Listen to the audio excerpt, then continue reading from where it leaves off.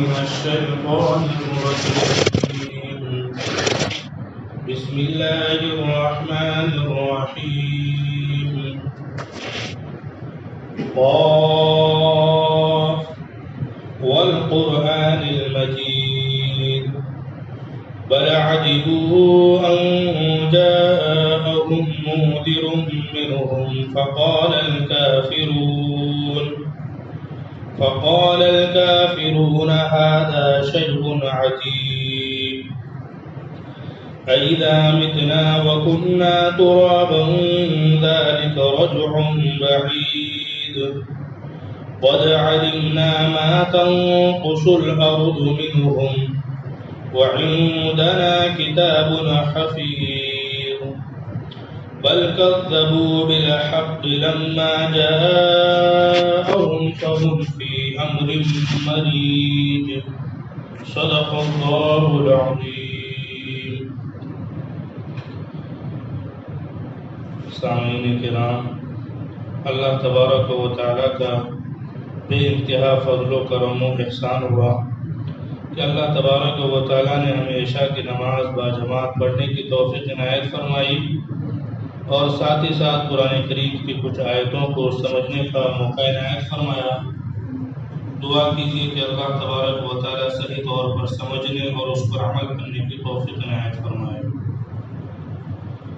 سامعین کرام، یہ جو سورہ قاف ہے یہ سورت مکی ہے، اس کے اندر 45 آیتیں ہیں۔ اس سورت میں اللہ تبارک و تعالی چند مضامین کو بیان فرما رہے ہیں۔ ان میں سے پہلا مضامین اللہ تبارک و تعالی رسول برحق محمد عربی صلی اللہ علیہ وسلم کی شان رسالت کو ثابت فرما رہے ہیں۔ پھر اس کے بعد اللہ تبارک و تعالیٰ کی قدرت کا اظہار ہے۔ پھر اس کے بعد مرنے کے بعد دوبارہ زندہ ہونا، اسی طریقے سے جنت اور جہنم کا تذکرہ اس سورت کے اندر ہے۔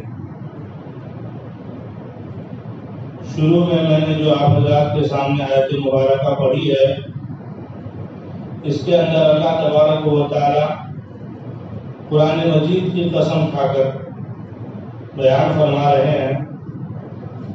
اللہ تبارک و تعالیٰ جب کسی چیز کی قسم کھائے تو وہ چیز کی عظمت اور فضیلت بڑھ جاتی، اور چونکہ اللہ تبارک و تعالیٰ نے آیت میں قرآن کریم کی قسم کھائی تو قرآن کریم کی عظمت، فضیلت، مرتبہ تمام کتابوں سے افضل اور اہم ہے۔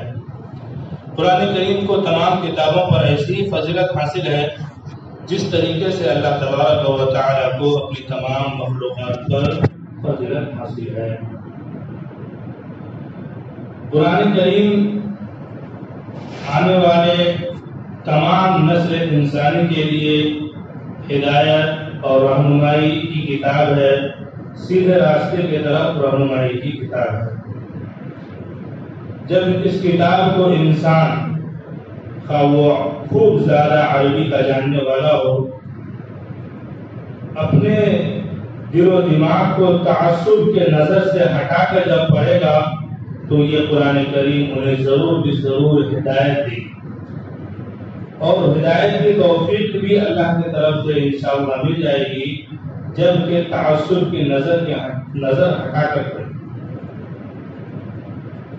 تو بہرحال قرآن کریم کی بڑی عظمت ہے، بڑی فضیلت ہے۔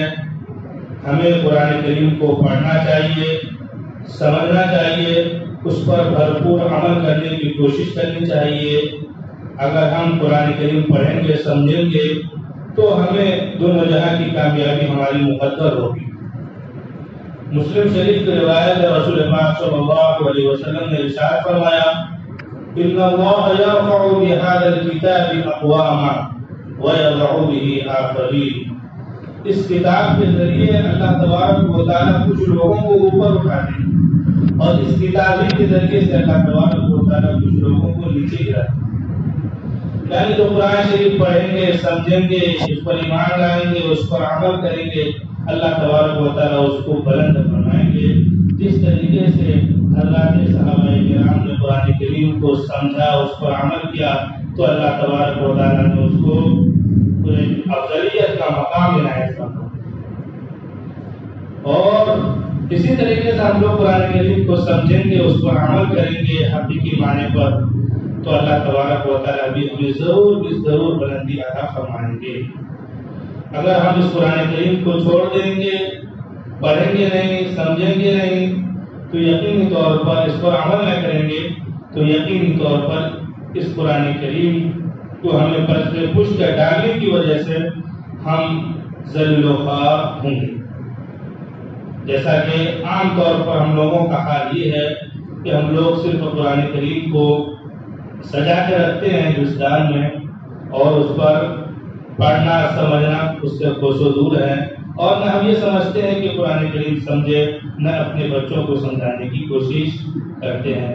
حالانکہ قرآن کریم آئی ہے اسی لیے تاکہ ہم اس کو پڑھیں، سمجھیں، اس پر عمل کریں۔ صرف رکھنے سے کام نہیں چلنے والا۔ جس کو جس زبان آتی ہے، جو بھی زبان آتی ہے، علماء کرام نے اس زبان میں اس کے تراجم لکھے ہیں، تفاسیر لکھے ہیں، پڑھیں سمجھے کہ قرآن ہم سے کیا مطالبہ کرنا۔ اردو آتی ہے، انگلش آتی ہے، ہندی آتی ہے، کناڈا آتی ہے، جو زبان بھی ہو اس زبان میں قرآن شریف ملیں گے، آپ پڑھیے، معنی کو سمجھیں۔ بہرحال تو اللہ تبارک و تعالیٰ نے قرآن کریم کی قسم کھا کر یہ ارشاد فرمایا کہ یہ جو کفار مکہ ہیں، نبی برحق محمد عربی صلی اللہ علیہ وسلم ان کے پاس دین کی دعوت لے کر آئے، مگر یہ لوگ نبی اکرم صلی اللہ علیہ وسلم پر ایمان لے کر نہیں آتے، بلکہ یہ لوگ تو نبی اکرم صلی اللہ علیہ وسلم پر ایمان لانے کے بجائے ان کا انکار ہی کر دیا۔ جب نبی اکرم صلی اللہ علیہ وسلم ان کو ڈراتے کہ تم اللہ پر ایمان لاؤ، رسول پر ایمان لاؤ، مرنے کے بعد دوبارہ زندہ ہونے پر ایمان لے کر آؤ، تو وہ لوگ کہتے ہیں اچھا بھلا تم کیسے نبی بن گئے، تم کیسے رسول بن گئے، تم تو ہمارے درمیان 40 سال رہے، ہم میں سے انسان، اور ہم میں سے تمہیں رسول بنا دیا، تم تو کمزور تھے، غریب تھے، اور یتیم کے بچے پرورش، یتیم کی حالت میں پرورش پائی، اور تم رسول کا دعویٰ کرنے لگے 40 سال تو ہمارے درمیان تھے، تم رسول کا دعویٰ کرنے لگے۔ تو کفار مکہ کا اس طریقے سے کرا، تو نبی اکرم صلی اللہ علیہ وسلم کا ہی انکار کر گئے۔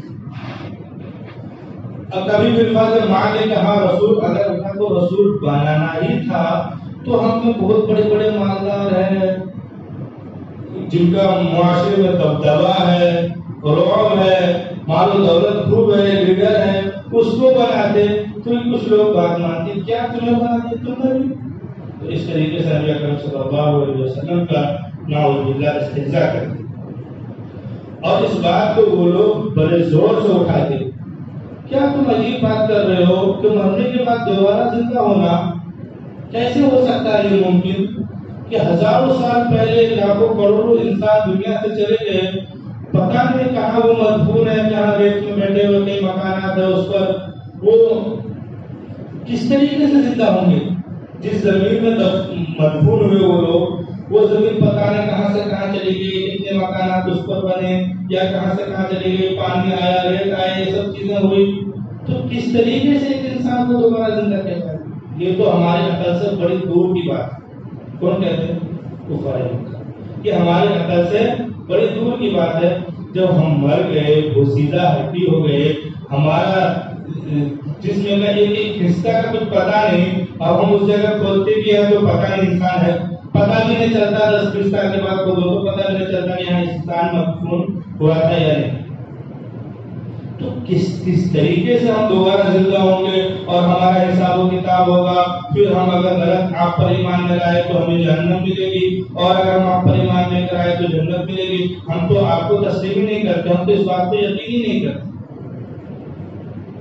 تو اللہ تبارک و تعالیٰ نے ان کے سوال کا جواب دیا، دیکھو ایک تمہارا علم ہے اور ایک میرا علم، یعنی اللہ کا علم۔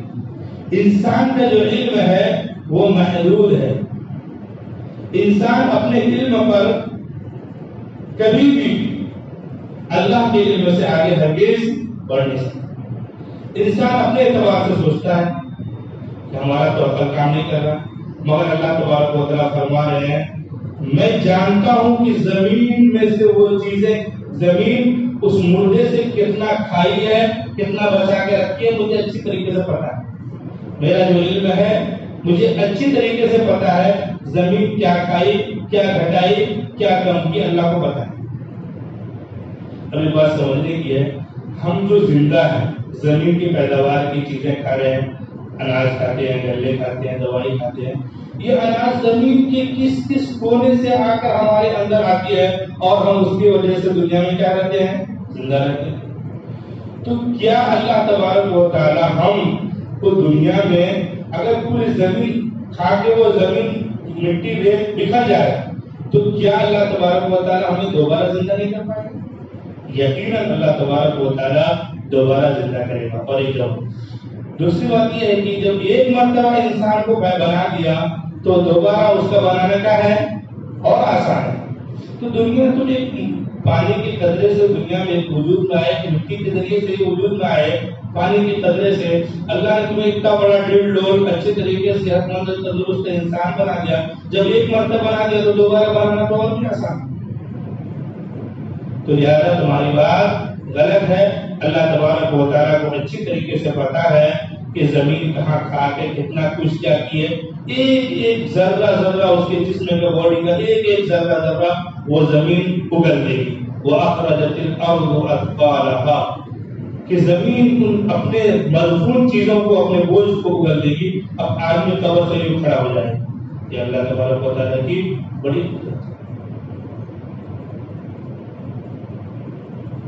دیکھیے ترجمہ، دیکھیے کچھ باتیں وضاحت کے طور پر آئی.